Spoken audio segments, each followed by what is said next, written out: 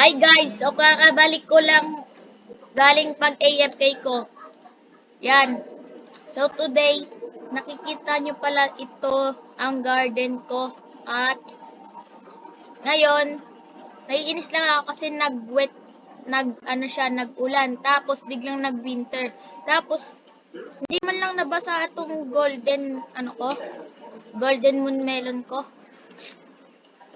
Nakakainis oh. Ayun ang inaabangan ko eh. So ngayon, kaya natin nilagyan ng lightning rod to para maging sila shock.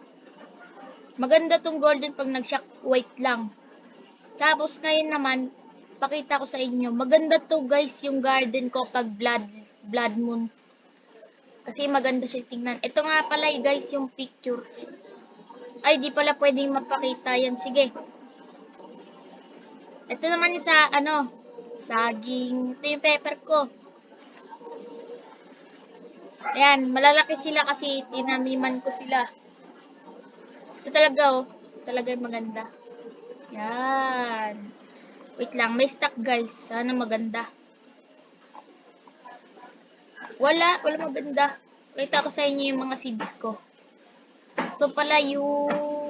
Di ko pa tinatanim yung guys, mushroom. So yung mushroom. Ito, 25 times. Nagka-stock nito nung kailan lang eh. Kahapon. Yata. Tapos, ay kagabi. Mga 11:30.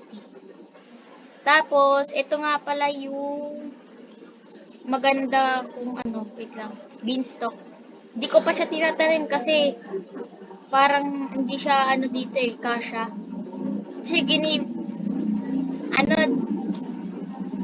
pinapaluwag ko muna yung garden ko para magtanim ng mga moon melons. Sana di mawala itong yung blood moon shop. Sana di mawala yun. Para makapagtanim ako ng mga malalaking moon melon. Hindi pa yan yung pinakamalaki ko. May malaki ako nanakaw ng ibang player. Nanakaw nila.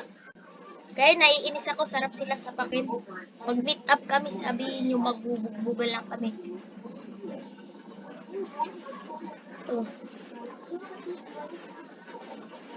Ilan to eh, beanstalk ko. Wait lang. 1, 2. Wait.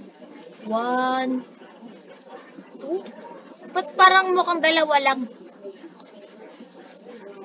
Tapos ito guys, first time ko lang magka-grapes, kaya isa lang yan. Ayun lang guys, sabihin ko lang kapag magbablog ulit ako. Bye-bye. Kita niyo yung garden ko. Pangit pa yan. Ayusin ko lang yan. Bye-bye.